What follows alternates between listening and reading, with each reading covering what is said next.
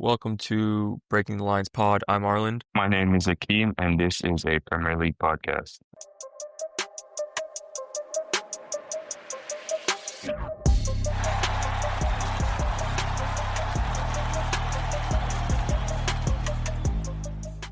All right, match week 13, man. How are you? I'm doing well, bro. I'm doing well. Fantastic week for me in fantasy league, so I can't complain, bro. How are you? I'm doing okay. I'm doing okay. Not well, not like you, but doing okay. Hoping to recover in the fantasy and in this midweek coming up. But it was an entertaining week.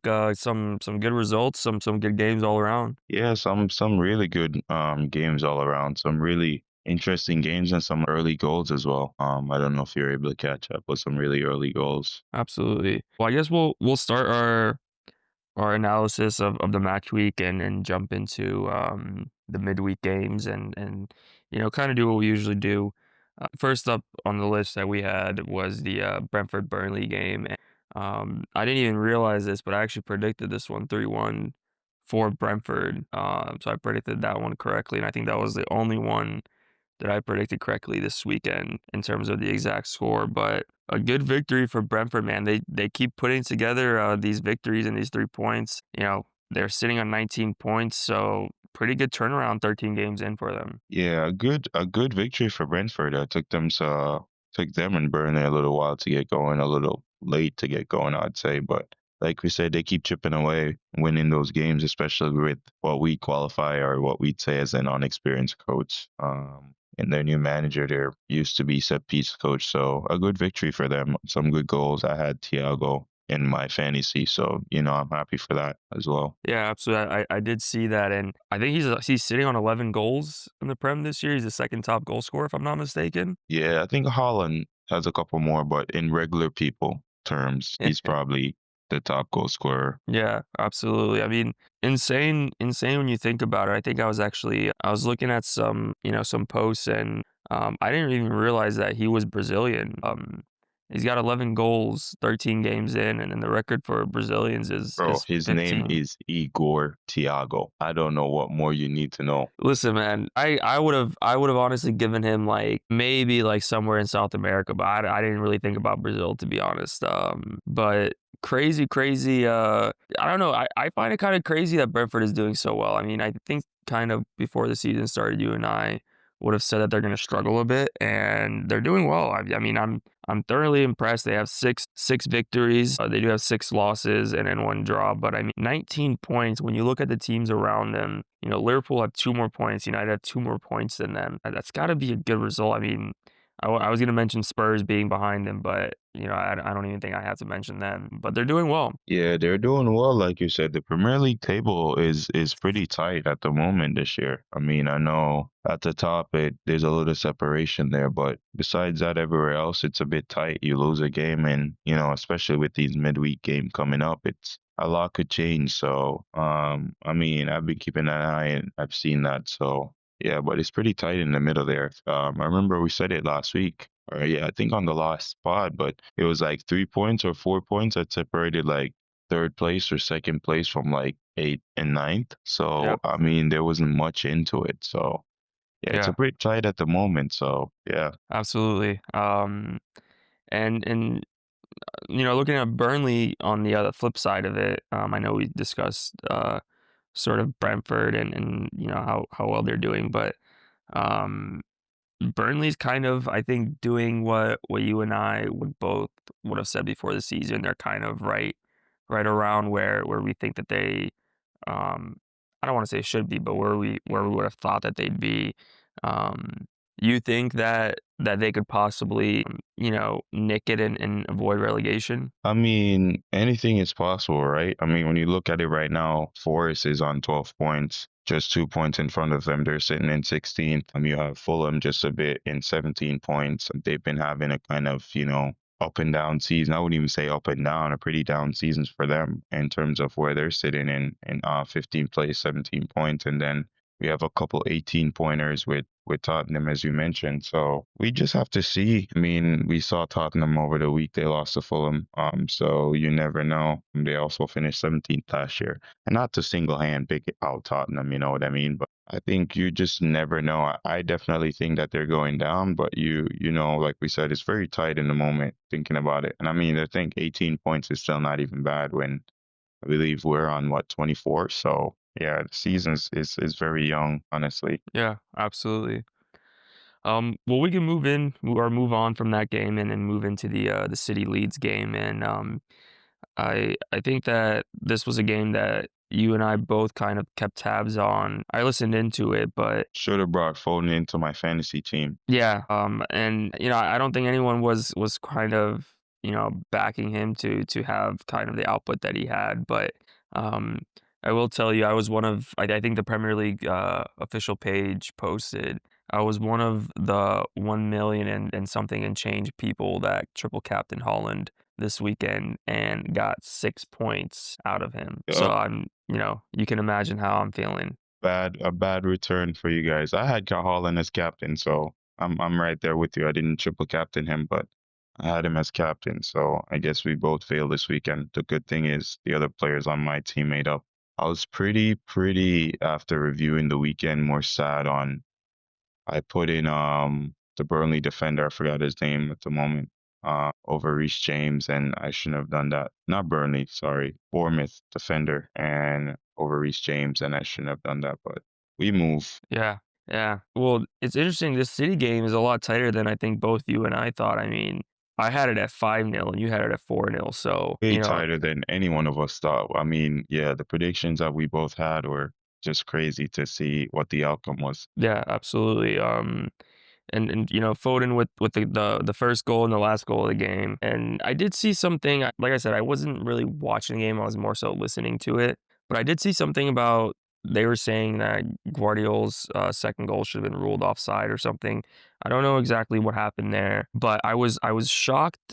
Obviously not watching the game, sort of listening in. In the second half, I was shocked to kind of hear the commentators at certain points in the second half were mentioning that Man City was sort of hanging on or holding on. I don't know.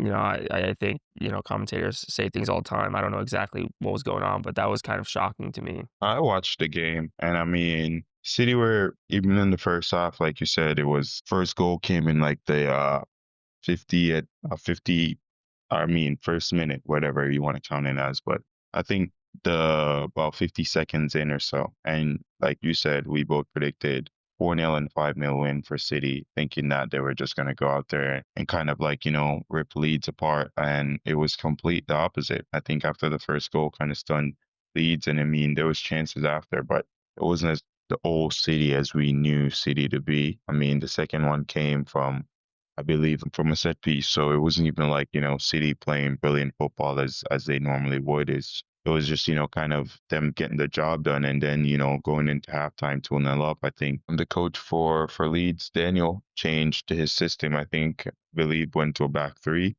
And I just believe the change of formation kind of surprised City. I mean, they came back. I got an early goal from Calvert-Lewin. It was kind of like a mess up. That happened a bit in the Premier League this season. I'm not sure if you saw the Sunderland game, but yeah, it was kind of like a mess up in the back. Calvert-Lewin scored that goal, and then they equalized. And like you said, in the last minute, Foden scored the winner there. Not even the last minute, but first minute of 10 minutes added time. But yeah, it wasn't the vintage City as we think. I mean, but we've discussed it on the pod a lot this season. They just don't look like themselves. I mean, they're going to win games because they still have the quality too, but are they gonna go on a run to be in a title challenge? I'm not sure. Well, that's yet to be seen, so we'll have to see for that. But yeah, I don't believe it was anything spectacular from City. I think it was just something getting the job done and getting over the line. They probably deserved the victory on the day, but yeah, it wasn't a 4-0 or 5-0 like we predicted. Yeah, absolutely. Well, we can move into to the next game, the Sunderland Bournemouth game, and Sunderland getting back to winning ways. I don't think either one of us gave it to Sunderland. I think you had it down as a draw, and I had it as a win for Bournemouth. I didn't watch this game, but kind of looking at it, I mean,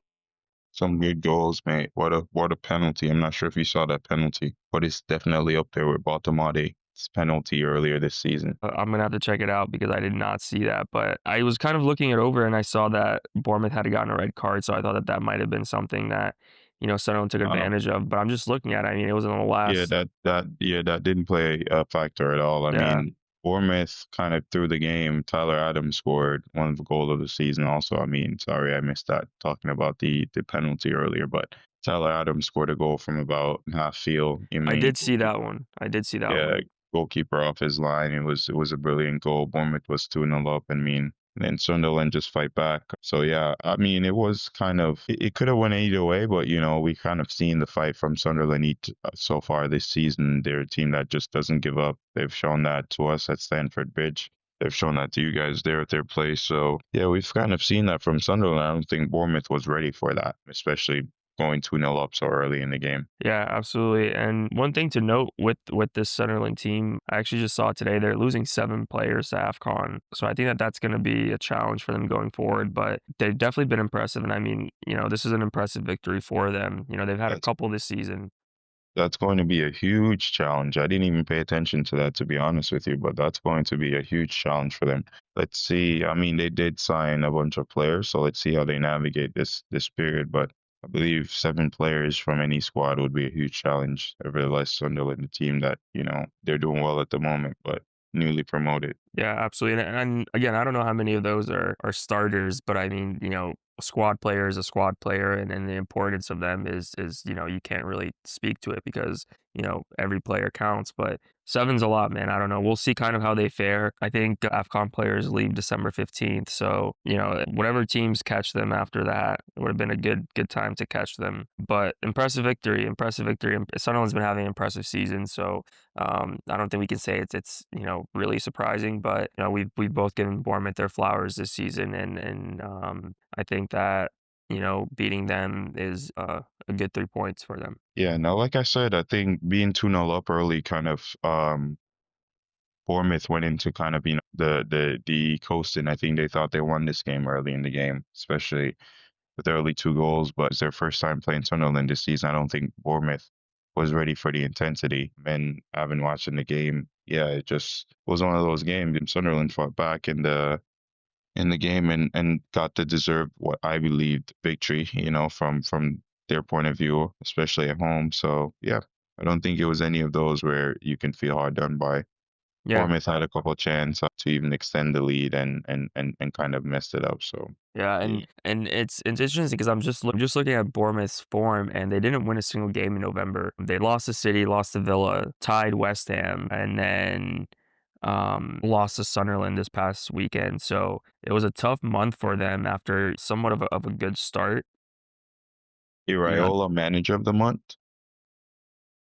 that could be it, man. I'm telling you, that manager of the month curse is a real thing. But I don't know, man. I think that's interesting. They get a taste of their own medicine coming back from 2-0 down to draw the game against West Ham last time out, but definitely one to kind of keep an eye out because I mean their next matches don't get easy. I think that they're home to Everton next, and then they're home to Chelsea and away to United. So another kind of 3 tough matches for them. So we'll see kind of how they fare, but it's not a great run of form for them at all. I also think Sunderland could kind of, take a bit of lesson from this, especially Bournemouth started so well and kind of tapering off at the moment. We don't know what their form will be in December, but like you said, no wins in November so far. So, and especially with them, starting so well, I think Sunderland can kind of take a look at this with losing, like you said, 7 players going to AFCON. So it will be interesting to see as the rest of the season goes, because like we said, the table is so tight at the moment. So a couple loss or a couple wins could change a season drastically. So we'll see Yeah, how it goes. absolutely. Well, that takes us to Um, I think this was the 12:30 game on Saturday, the Everton Newcastle game, and um, kind of when you look at it in terms of the scoreline, kind of like a thrashing, but that first half, obviously we went into halftime 3-0 for Newcastle, and um, what a goal by Voldemort. I really like that one. It was Yeah, like I was very gonna say, don't try to defend Everton because you had Pickford in goal, mate. Don't try to defend Everton because you had Pickford in goal. They their same thing like we said, a weekend of early goals. So as you could see from that first couple seconds in the game, a set piece again. Yeah, absolutely. And but I mean, I'm not defending Everton because I don't think that you can defend a team that loses 4-1, but it was weird watching this game because it seemed like Everton was, like, controlling possession, um, and then Newcastle would win possession, go on an attack, and score a goal. And it seemed like it happened, all 3 goals in the first half seemed like they came the same sort of way. So that was kinda strange to see, and I mean, I think they were booed off at halftime and, they come back and they get 1 goal through what I think has probably been their brightest spot this season, Drewsbury Hall, Yes, but sir. They are not very welcome. is he on loan or is he We see forever? he's forever. He's sold. All right. He's looking good, man. He's looking like a shifty little player. Probably kind of really suits Everton, but yeah, I don't know, man. I think that's a tough loss for Everton, and I think that makes this week actually Bournemouth and Everton's game kind of an interesting one to see. Two teams who've kind of been up and down. Obviously Bournemouth more down, like we discussed, but um, I don't know. I was just expecting a little bit more from Everton. Kind of coming off of that United victory with 10 men, I was expecting them to kind of put up a little bit more of a fight. For me, I think it was more the opposite. I mean, I'm happy for Everton on what they're doing, especially in the victory. With 10 men against United Monday night. I think that was a great victory for them. But I think it was more the opposite for me. It was a bit more down on Newcastle, their start to the season, especially making the sign-ins, losing Isak and all the things that happened with them. I think all the striker rejections and stuff that happened in the transfer market kind of, as we've seen, lingered over into the start of the season. So I think from my point of view, I was more looking for that performance. I mean, before analyzing, picking my fantasy league team, the only thing I didn't put was Votamade in my team. But before analyzing that performance, I kind of expected Newcastle to win. I'm not going to say a 4-1 win, but I expected them to kind of win that game and just have a little bit too much for Everton. I mean, when you think about Newcastle being, especially last season, they were challenging for first Champions League. So yeah, I mean, it was something that I kind of expected. Like you said, a good goal, some good goals from both sides, not just the first goal, the only goal I mean from Everton with Drewsbury Hall, but some really good goal, especially the dink there with Boltamade. So, I mean, I think a deserved win from Newcastle. They showed the intent from minute 1 until minute 90. Yeah, I think a performance and kind of like something that they needed, especially with, like we said, the start to the season. Kind of need to start pushing up and going up the table. I mean, they sit on 18 points, 1 point behind Bournemouth, like you said, that played Everton later this week. I think for them, they'd want a little bit better, especially, I know they didn't have the best transfer window, but that's Newcastle. Yeah. No, and I agree with you. I think that that's a very valid point. I mean, they had to start picking up some points to kind of start climbing up that table. And, like we kind of discussed with Bournemouth, I mean, their fixtures kind of, obviously with the Champions League and everything, but, they have some tough games coming up to, home to Spurs, next time out. And I mean, obviously I think we're going to talk about Spurs next, but Yeah, I don't think they're too worried about that game. Maybe the games after that game. I mean, it comes thick and fast in the Premier League, and especially this time of year too. So I think they definitely just start turning around, and I think they're capable of it. I mean, I don't know that I would have had Newcastle outside of I'd say maybe top 6 or 7 at the beginning of the years. I definitely think that they have to turn around. They're going to start picking up some points.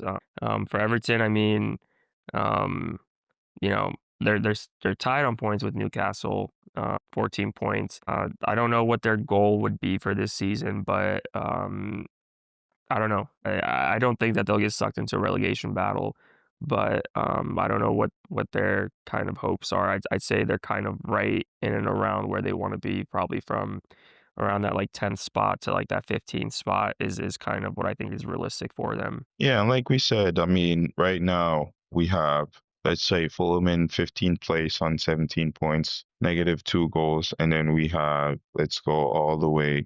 Let's give them a more realistic start then. Okay, so we go to United in 7th place on 21 points with plus 1 goal. So when you really think about it, there's not much into it with 13 games played. Yeah. So I think it's looking on the up for those teams, like you said, as long as they're not looking towards a relegation battle. they can kind of look more forward towards what's there to happen or what's to come, I should say, for the future. Yeah, it's a very interesting league table because, I mean, you string together 2 wins and you could find yourself, like, 7, 8 places above where you are currently. Um, you kind of look at, like, the points down and it's like it's, from from top to bottom, it's 30, 25, 24, 24, 22. Like, it's all close.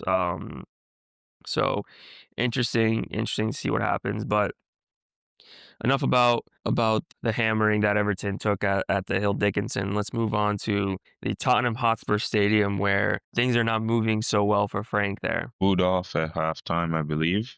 Booed off at full time also. Just not looking so well for them. Probably the most underwhelming performance, or not even performance, we would say, but result of the weekend. Because we've kind of seen that performance. Both of us have seen that performance from Tottenham this season. So I think it's going to be, like you said, a little shaky over there for Thomas Frank. It's going to be a question for him now. Is he kind of out of his depth in terms of managing a Big Six team, or can he handle the pressure? Yeah, absolutely. And I think, before the season started, you and I both were very supportive of him and kind of said that Spurs got a good manager.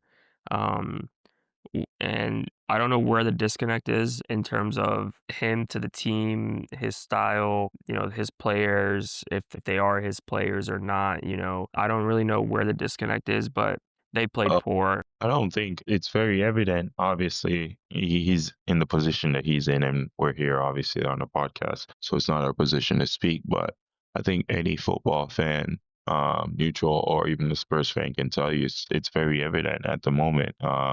It's different coaching Brentford, where if you win this week and you don't win next week or whatever the case might be. Or, as I've seen a lot of expert explained, setting up individually for each team, it's okay doing that at Brentford because it's Brentford, and no disrespect to Brentford, but they're not expected to necessarily win all most of their games. So they can set up in however way to try to make the game the best way possible for them to win, obviously. And I think he's finding it difficult to kind of establish himself or establish a style of play for Tottenham for them, especially at a Big Six team like that, or even if they're a Big Six team, whatever we'd call them. But at a team like that, you need a style of play and an identity. And I think at the moment he's kind of struggling with that. I don't know if he's struggling, like you said, or if it's the fact that he doesn't have his players, or what the fact might be, because it's clear that he's obviously a top manager. But I think that transition of trying to find or trying to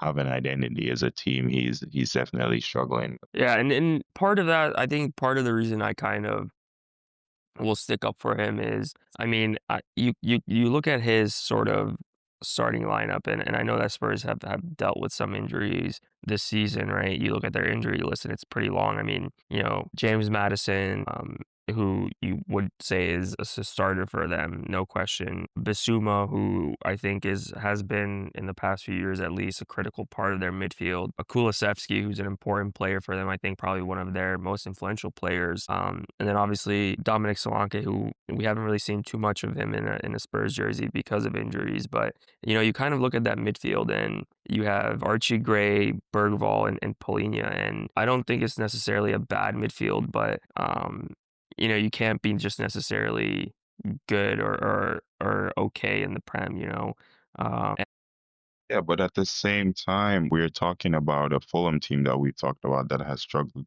And this is not a team of Fulham caliber, if we should say. This is a team that's aiming to be a top six team. So I think those excuses are valid, but at the same time, they should still have enough to beat the Fulham team, or to show their intent, like we said in both of us in our games, and not just even in our game, but in that game, we didn't see an intent, and they should have enough to show an intent, especially against Fulham. And I think that's where the problem lays. Absolutely, I 100% agree with you on that aspect of it. I watched this game and Spurs were very underwhelming, and I I'm trying to find excuses for Thomas Frank, and um, I'm sure that you know we all deal with injuries. Every team in the Premier League deals with injuries, and um, I think that you and I both kind of are the type to not necessarily blame injuries because I feel like, you should have depth and that's kind of what a squad is there for.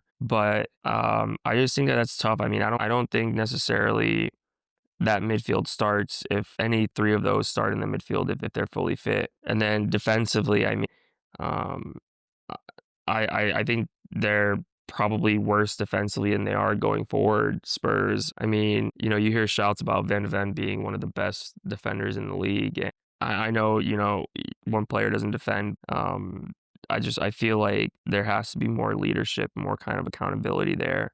And then don't even get me started on Vicario and then that second goal that he conceded. I mean, what was he thinking there? I have no idea. Yeah, I think, like you said, right? I definitely agree. I think there's problems all over that team.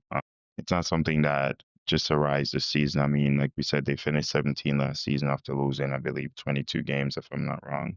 So there's been problems in that team, and it's not going to be a quick fix. Thomas Frank coming in and just fixing everything. We also have to be mindful of that.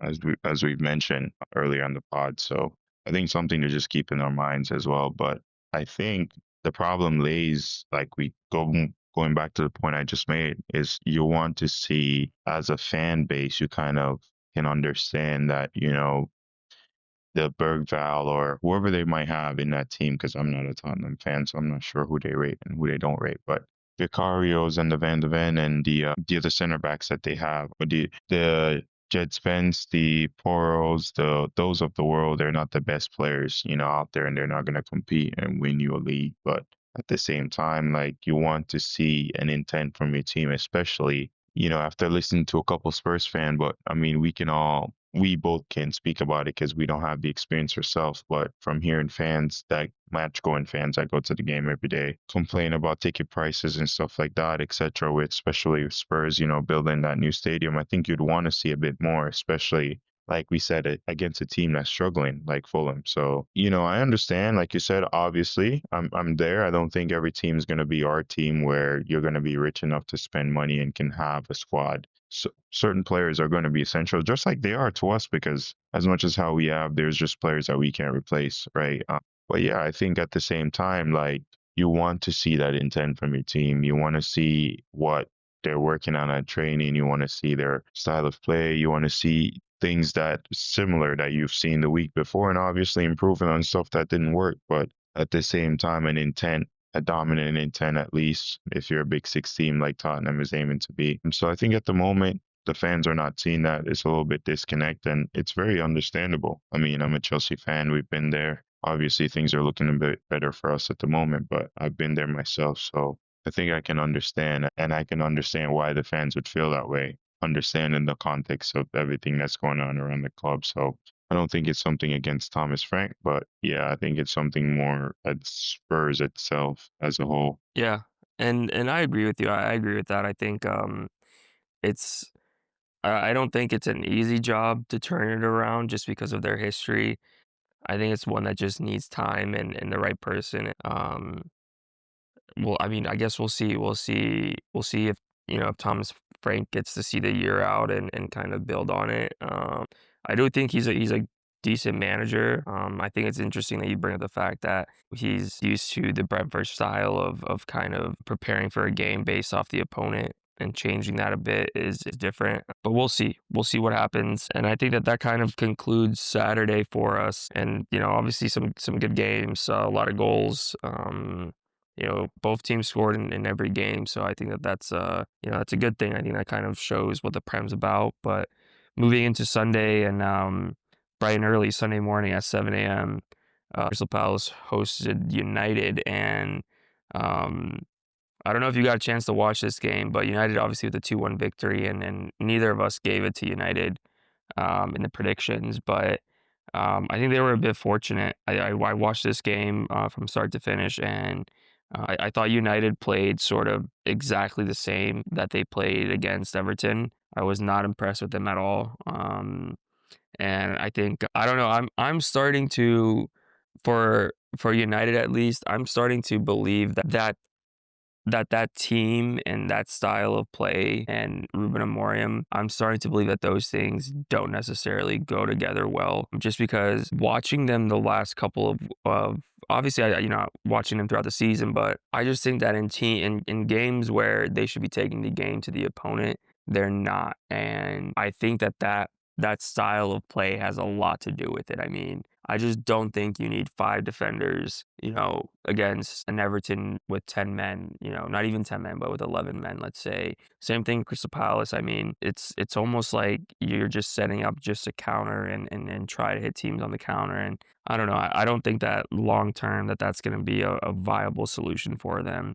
regardless of who they get. I mean, I know that we talked about that midfield, and the midfield does not look good at all. But I think regardless of who they bring in, I mean, we can look at world football. I don't think they're going to be able to find 2 center midfielders that, they bring in simultaneously that come in and change that team. So I don't know. For me, I know they won 2-1, but I think that it was a horrible performance by them. You know what's crazy? I'm looking back and reflecting on the prediction, and I know I gave 2-1 to Palace, but on the deadline day for fantasy, I did the free hit, as you know, and I transferred Bruno into my team. So bright and early Sunday morning, I was able to watch a game, and I was up and cheering to watch this game because I was ready for Bruno to give me something, actually. So I know my prediction was 2-1 for Palace, but yeah, I was there supporting and wanted Bruno to. Luckily, I got 2 assists from him, so I was actually on the other side. I understand. I understand the points that you're making. And I think what's crazy about it is, as much as how people speak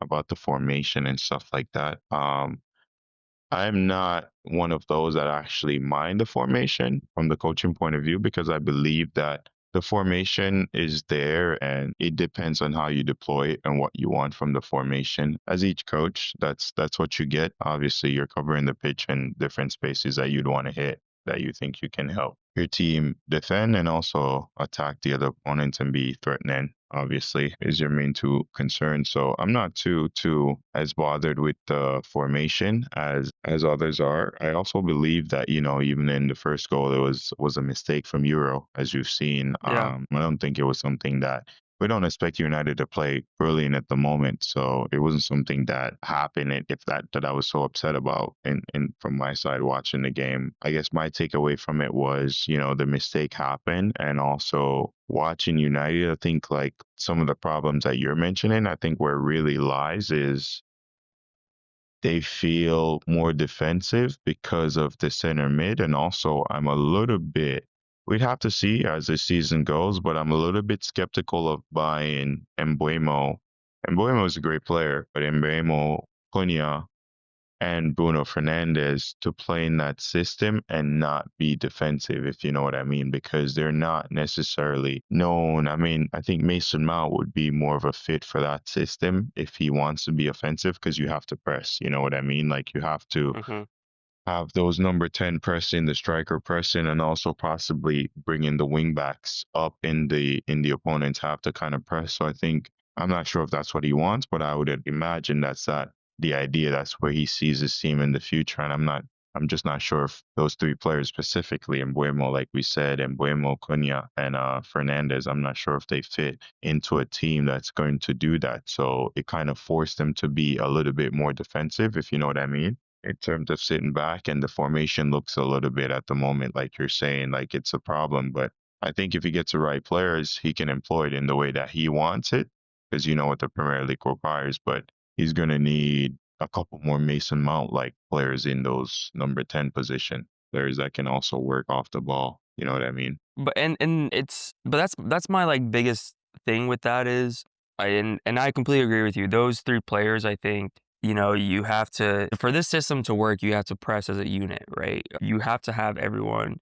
pressing in certain areas. And defensively, I just feel like they're not able, or not even defensive, but just the game as a whole, they're not able to kind of control a game and dominate a game. And when I say dominate, I don't mean create 200 chances, but I mean like just kind of control the ball and dictate the tempo of the game. It's kind of always brought to them. And I mean, looking at that, I personally think that if you had and again, it comes back to a personnel issue, but with the team that he has, I feel like if he plays a 4-2-3-1, you could incorporate Mbeumo, Bruno, and Cunha into that team, and be a little bit more solid when you have two midfielders that are constantly held in that position. Because I mean, you watch them play, and it's always a combination of Delot and Mount in this case, who were on that left hand side and on the left wing, right, and almost playing like a winger for Mount, and then Delot kind of has his supporting fullback, right. And same thing on the other side with Mbemo and Ahmad. And then you have to have, one of Bruno or in Casemiro, and in most cases, it's both of them supporting the attack. So they're just so open in the transition because effectively, you're playing the 5 or 3-4-2-1, whatever you want to call it, right? You're effectively playing that formation, but you're still kind of they still play traditional like fullback and winger roles, and I just feel like that's not that doesn't work in that style of play, right? I think you need wingers that stay wide, and you need those two attacking mids to kind of, obviously mix it up a bit and stay more central. And a lot of times, like when I watch them at least, you have that pair of whoever it is, and Mbemo or Cunha, and then Ahmad and whoever's playing left wing back.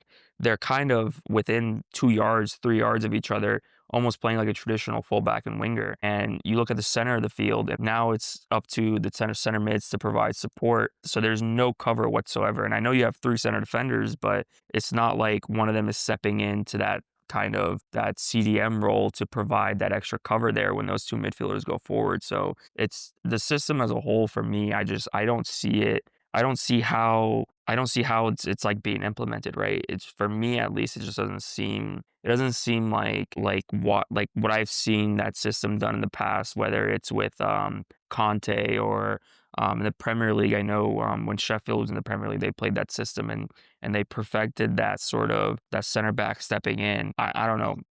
Don't forget my guy Thomas Tuchel.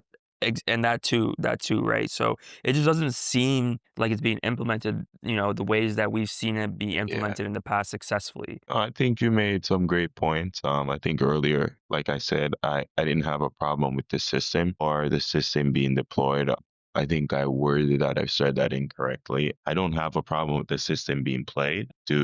After you making the points and also thinking about it, I do understand and agree with you. I don't think he has the player for that system. So I think he needs to change the system. It's not that the system, I don't think, like you just said, you're not arguing about the system. We're not arguing about talking about the system working or not working. It's just he doesn't have the players to be effective in that system, and it makes them look, as you said, weaker at the moment and cause a lot more problems than more beneficial help for them, if that makes sense. So I could agree. I think anyone watching it from the neutral or from the outside could agree, but clearly for him, he doesn't see anything wrong with the system. Yeah, absolutely. I think we're on the same page there for sure. Well, moving into the next game, and I tell you what, we might have to give Wolves the team of the week for only losing 1-0 away to Villa. I didn't catch this game. I did watch the last 5 minutes, but you almost want to say a good result for Wolves, only losing 1-0. I was able to watch this game in entirely because I as you can see from my team I had three, as we would say in Jamaica, three Aston Villa players. I had Martinez, I had Cash, I had Rogers in my team, so I had lots of interest obviously in this game. And I mean, 1-0. It took a stunning goal, obviously, also from Villa to break the deadlock in this game. It was a tough game, a lot tougher. I mean, 1-0 kind of told the score, and it was a fair result in the end. But I mean, definitely, Wolves created a lot more chance. They changed the system. I believe they went to a 4-4-2. I'm not sure. I have to double check, but they changed the system and created some definitely some chances. They could have scored as well. Along with giving them the team of the week for losing only 1-0, they definitely showed for themselves. They didn't get the goal, but I was watching for Martinez, but yeah, Martinez made, I think in the end there, he made a brilliant save. But even before that, a couple cross balls. I forgot the defender, but there was a defender that made a tackle that took the ball off Larson's toes. Pretty much all he had was just a tap in. Yeah, it was a good 1-0 kind of game, and it was a good entertaining game, especially for someone like myself that expected Villa to kind of like just run away with it. I mean, we both kind of did. So yeah, it was a good game, mate. Yeah. And I didn't watch the game. Kind of looking at Villa's season and the slow start, and I think we've kind of mentioned in the past, but they've picked it up lately, man. They're Yeah, they're looking like a picking team on it the up, up. man. They're picking it up. They're picking it up.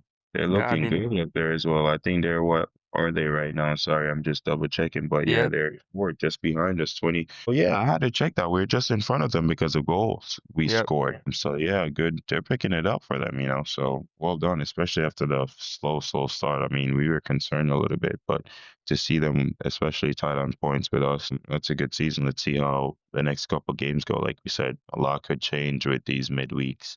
By the time we get to game week 16, like we said, I think game week 19 would give us a more realistic chance of where the table is. But for yeah, now, a yeah, lot will absolutely. change.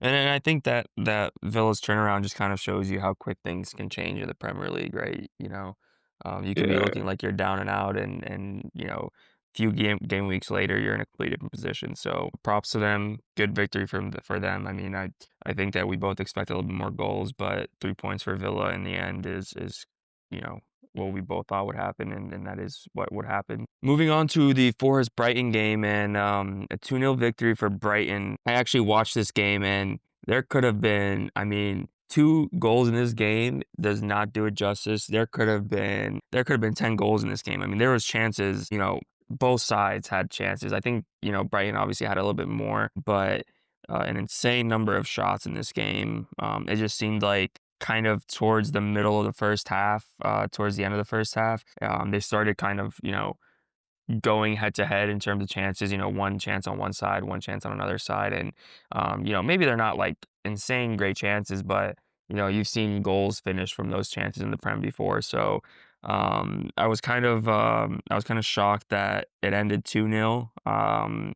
But a good 3 points for Brighton away to Forest, who've had some obviously horrendous start to the season, but they've had some good results here and there since the manager change. So I think a good 3 points overall for them. yeah. I think, like you said, I'm a little bit more just surprised about how open Dyche's Forest has been in the Premier League. I mean, they won the game last week. I mean, I know it was a bit of a mistake, but 3-0 against Liverpool, and then like you said, in kind of bit of end-to-end game, I was even more surprised. Like you said, only 2 goals in that game, but even the goals that they conceded seems just so easy. That first goal was kind of like, in no man's land, no one, no defender around him, nothing, kind of just a walking goal. So it's a little bit like you said. I'm just a bit more watching that game. I was just a bit surprised of how more open a Dice team is. But yeah, it was a game like you said, full of chances for sure, and chances that not just for Brighton, but at both ends. I think with a bit more quality, Chris Wood of last season and stuff like that, a bit the Forest team would have had a different result. Yeah, absolutely. Well, if there's nothing else on that one, we can move to the team that finally has gotten some. And Um, they've turned it around. They're not yeah, getting relegated anymore.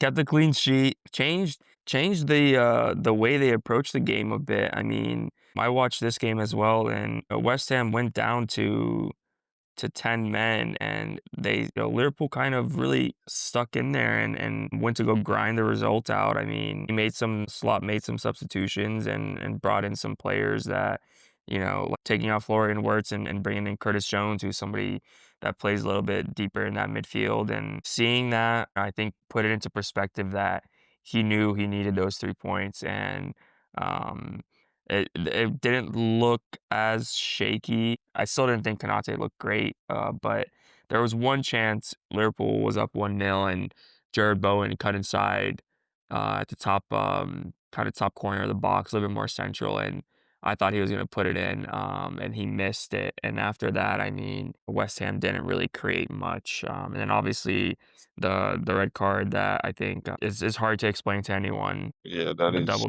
double yellow. insane. I don't know what was going through Brosy's head there, but that was just I insane. I'll tell you this, I felt the same way. I was really, really shocked that, he just didn't let it go. And then I see the replay and I saw what he got the first yellow for.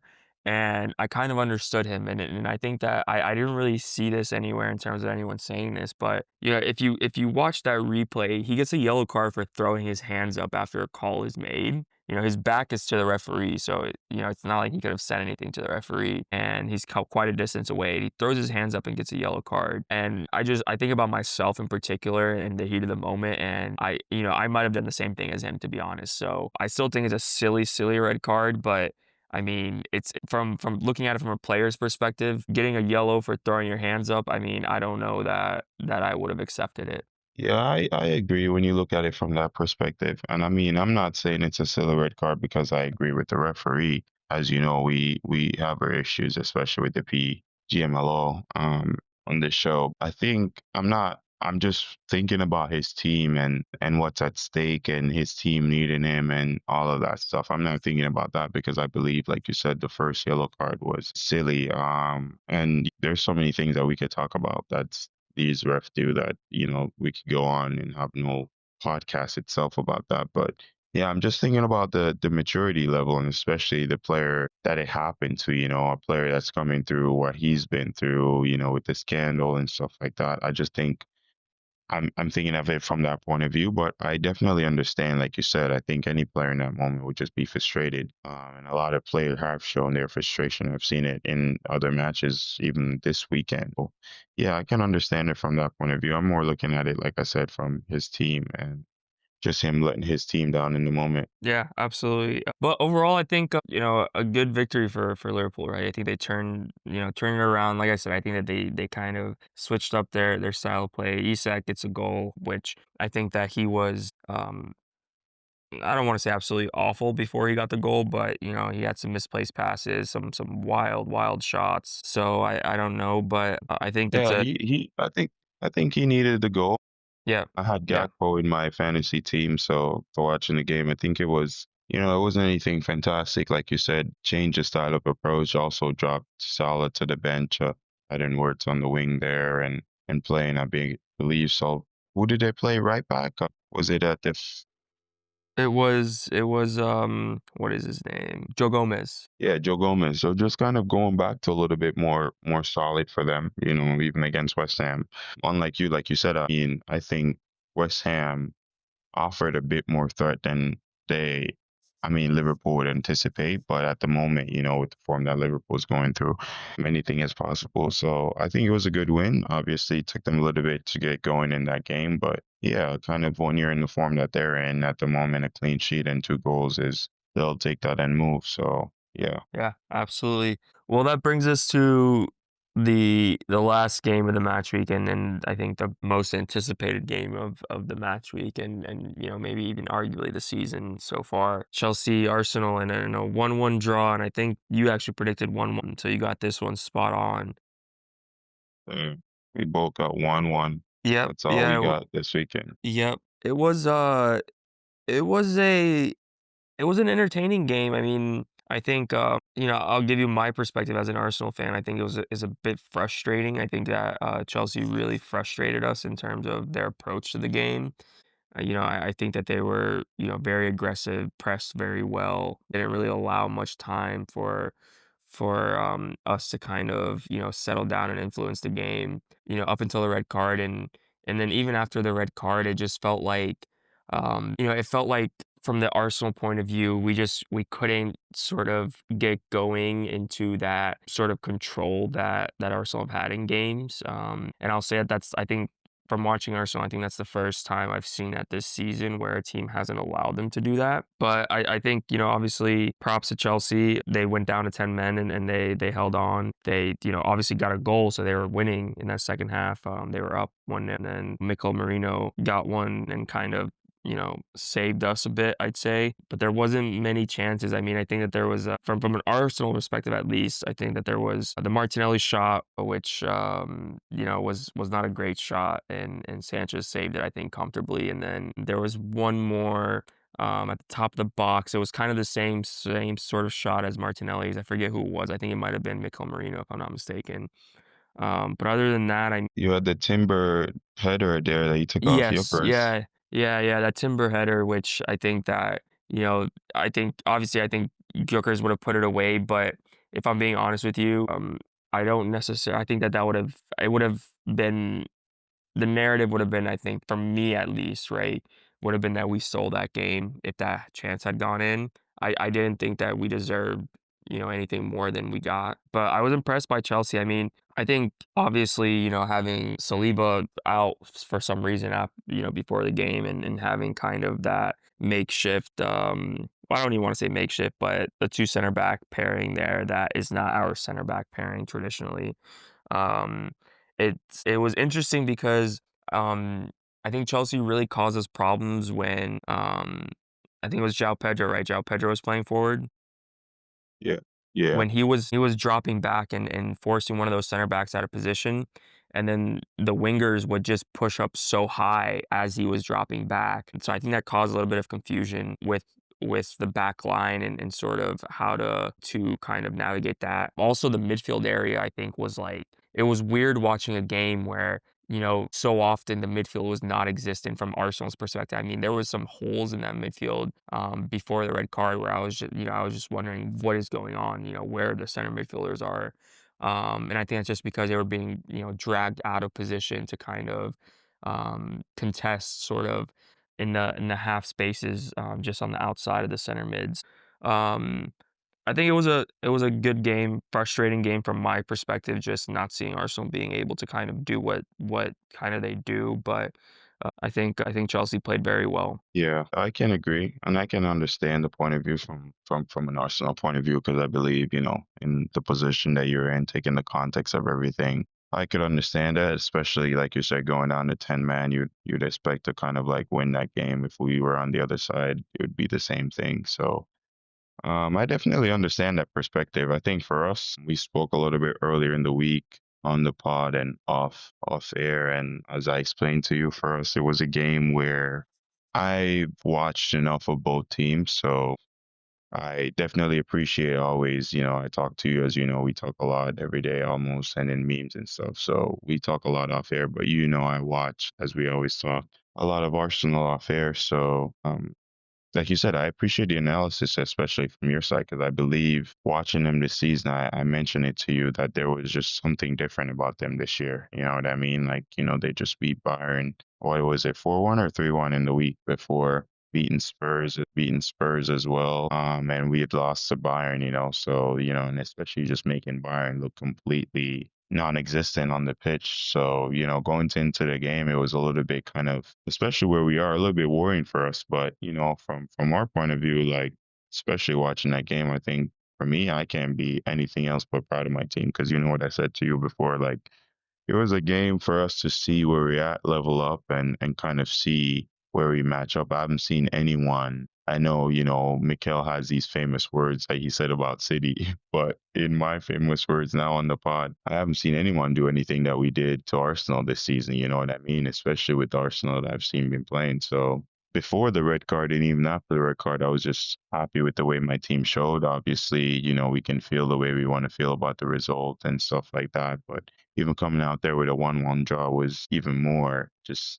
happiness and proud for my team, especially playing against an Arsenal team, man extra for what, 45 or 50 minutes of the game. So yeah, I think it was for us. It was something that gives us more to go and to grow from that for the rest of the season. And like you said, even before the red card, it was just kind of like cat and mouse, right? Like man v man, 11v11, 1v1 all over the pitch. Like you said, it was the first game. You've kind of seen both teams just bypassing the midfield. It was built up to be a big midfield versus midfield, and then he ended up in the first 34, 36 minutes before the red card being just kind of Raya versus Sanchez at the moment. So, but yeah, I think it was an interesting game. It was a good game. Have you seen where football is going at the moment? Like I tell my friends, and sometimes we talk off the pod. It's a lot of coaches v coaches at the moment. We don't have those individual players that stand out very much at the moment. So that's where we saw in the first 30, 36 minute. But, from a Chelsea point of view, like you said, causing Arsenal a lot of problems and, just being that team that we were even before, if I want to analyze just the first 36 minutes of the game, 11v11. or even after that, to be honest with you. I'm happy. I'm happy with the result. Obviously, people want to say 11v11. I'm not that kind of fan because you never know, even with 11v11. So I think a 1-1 result, especially with everything that we said before the game and how I was before the game, it's giving Arsenal the respect that they deserve and that they have earned this season. I was happy with the 1-1 result, and I can understand it from an Arsenal point of view. It would be more frustrating from your point because I believe if it was us first top of the league playing the way we were playing, you guys were playing this season, especially having a man extra for about 50 minutes of the game, I'd want my team to win as well. But based on the context of the game and the way we played, I think even with 10 man, we did a phenomenal job. So I'm happy with the boys, man. Like I said to you off air, I just wanted to see this fight from the team. We lose, we don't win the title, or whatever happened. I'm not going to say that that's going to make me happy for years, but this year we could be okay. At least as long as we show that fight. We play Leeds on Wednesday, so I hope we bring that because we never really struggle against the top teams. Let's see how we do against Leeds. Yeah, absolutely, and I kind of agree with you. I mean, I think it was like I said, it was a great sort of setup by Chelsea, and games can change, in seconds, and goals change games. But I also think from an Arsenal perspective, right? I think like you put it perfectly. Being up a man against a team for 50 minutes and not winning that game, obviously drawing it, I think is disappointing when you look at that kind of statement alone. But I think when you look at kind of Chelsea's form as of late and in this game in particular, how they set up, even when it was 11v11 and even when they went down, um, I don't think it's a bad point for Arsenal. I mean, I think that in terms of if you want to say a title race this earlier or whatever, who I think right now, right, based off of the last I'd say few weeks of form and whatever, I think Chelsea's probably one of the strongest contenders, and I think drawing against them away, I think is not a bad result, right? You kind of keep them 6 points away from you, so I don't think it's a bad result overall. I just I wasn't I would have liked to seen a little bit more from Arsenal in terms of a little bit more of creation and whatever. But again, I think that is a credit to Chelsea, right? I think you can't really attribute it to anything else other than they were very well set up. Um, I thought Reece James played very well. I thought he was phenomenal in that midfield. He battled up until the end. And I think that also, further analyzing, I think the yellow cards that we got really hurt us, especially after Casado went out, because I think that, it kind of put fear Yeah, into the add a bit of mind.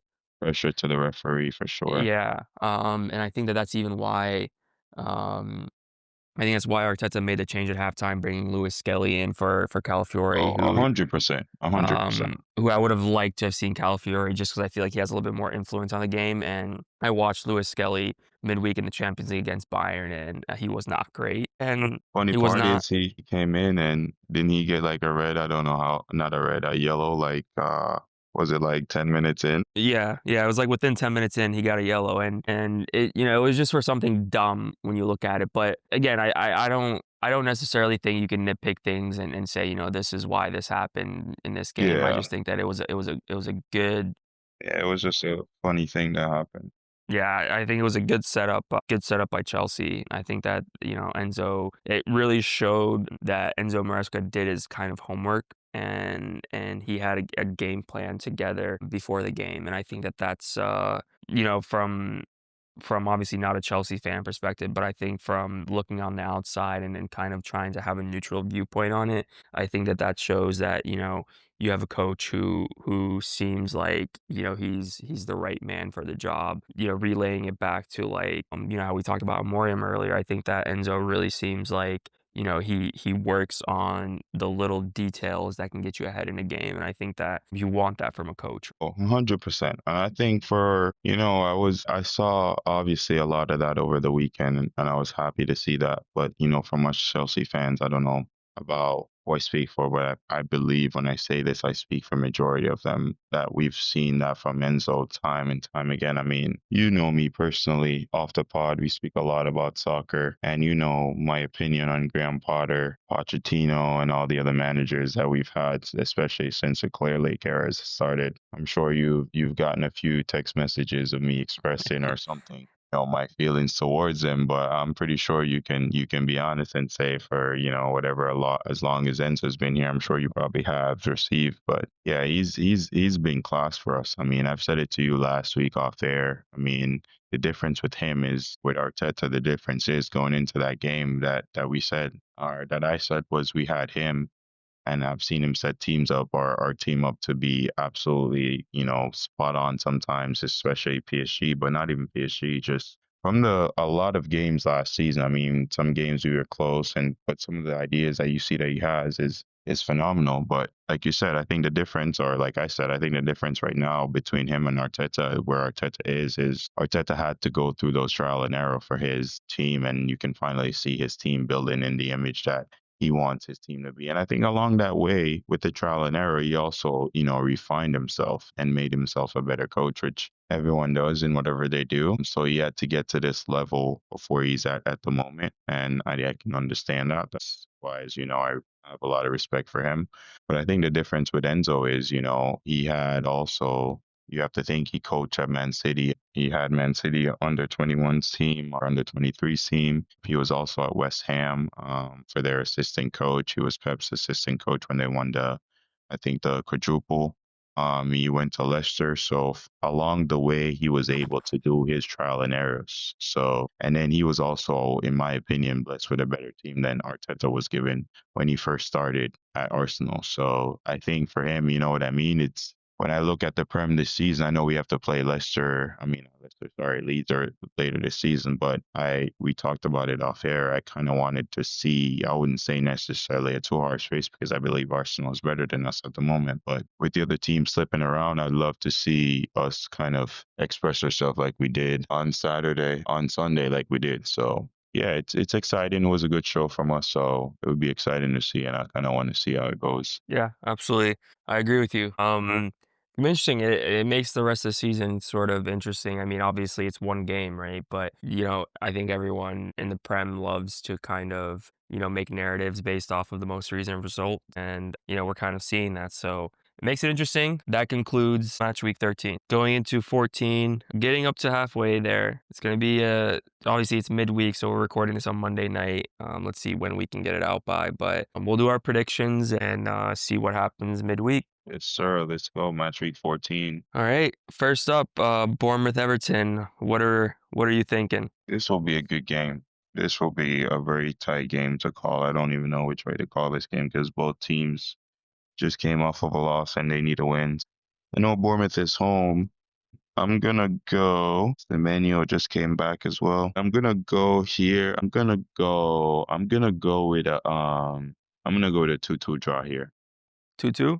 Hmm.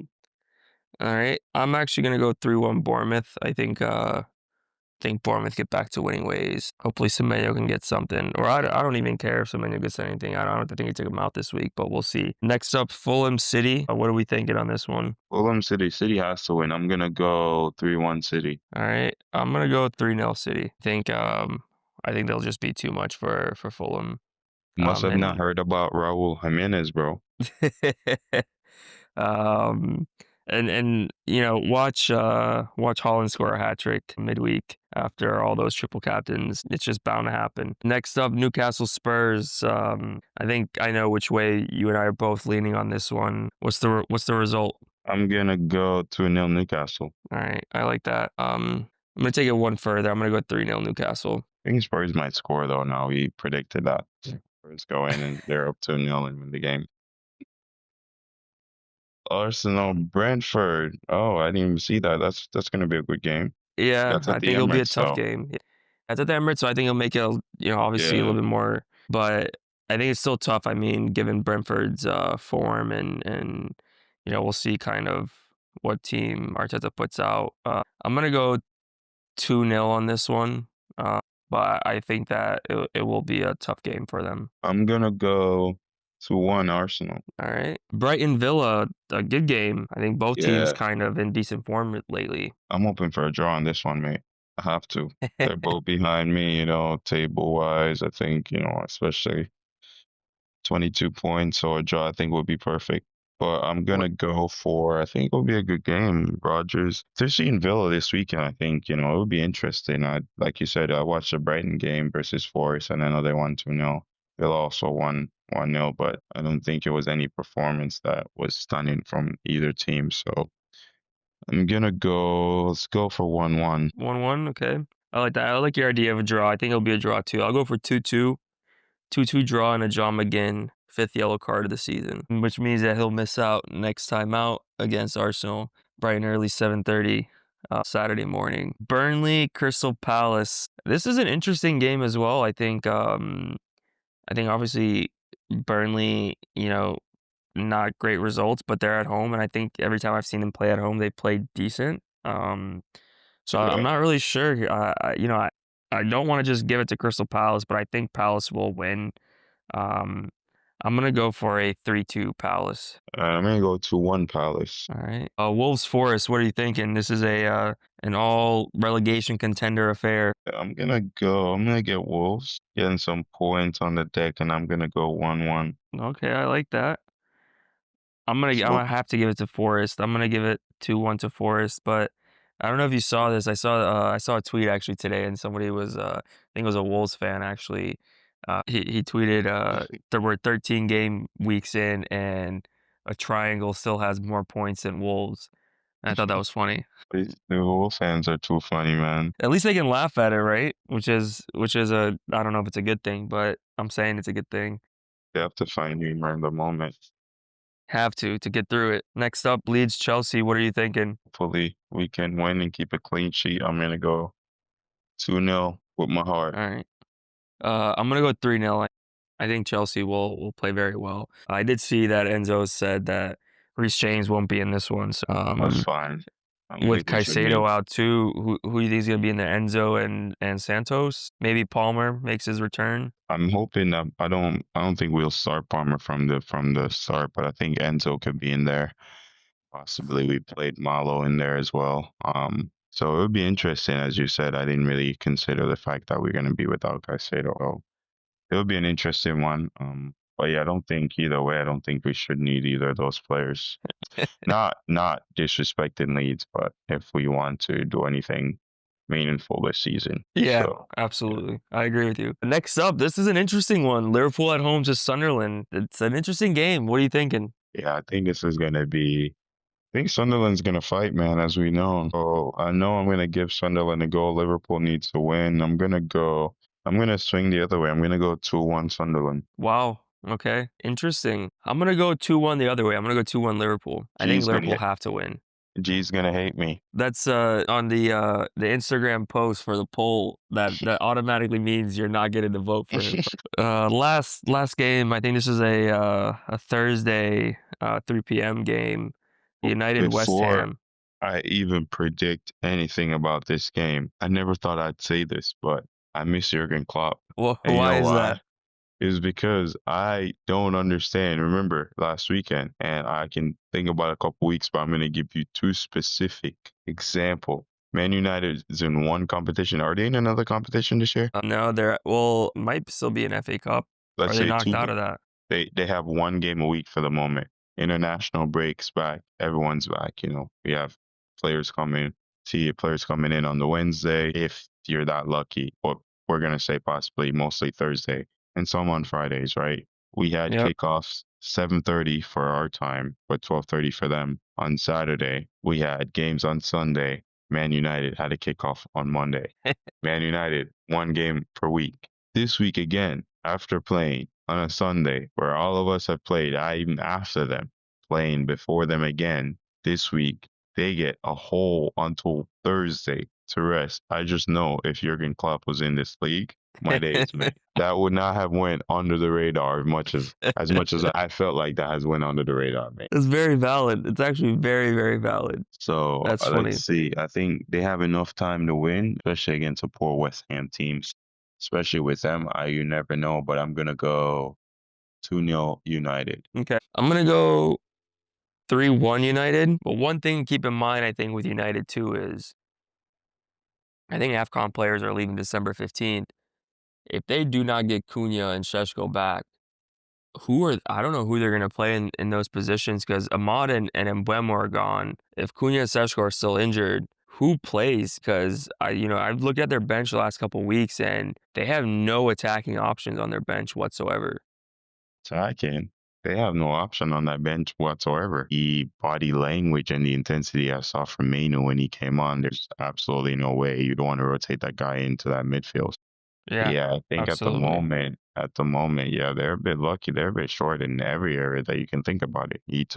I think you saw from the intent, they took Euro off, and Euro was a bit disappointing. I think they were losing at the moment, but you could tell he even wanted to play Euro in that game and kind of, a younger legs, a fresher legs. I can understand what he wants to do, especially with like we said, with the wing backs when the mod goes forward, he kind of wants Euro to dominate that right side of the pitch and kind of knows when to jump in and when to sit back. But a couple mistakes and stuff like that. But yeah, I don't even think like we're talking. I don't even think they have enough to kind of even let Euro even sit on the bench and kind of learn from his mistake. You know what I mean? Because Yeah, he knows he probably has to play again midweek or if not midweek this weekend. So yeah, it's a little bit kind of you can see why the balance is off. yeah, absolutely. I agree with you 100%.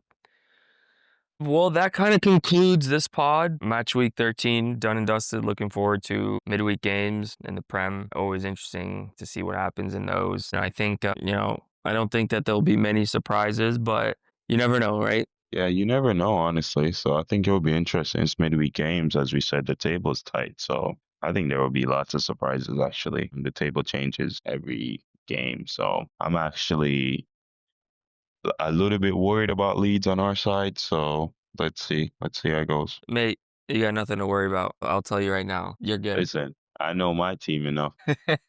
Yeah, what's funny is that's probably every Premier League fan going into this Yeah, match week. yeah, that's true. Kind of a little bit sketch, but it brings us to the end. Let's see. Hopefully, we get some entertaining games. I'm able to watch all the games tomorrow, and then some of them on Wednesday. I don't know if I'll be able to finish them. Definitely be able to watch United on Thursday. Should be interesting. All right, man. Well, let's see what happens. I'll talk to you after next match week. We'll see if we can maybe get together on Thursday, go over it after the United game. That's it from me. Thank you for listening. Yes, sir. Mm, Thanks for joining us. all right.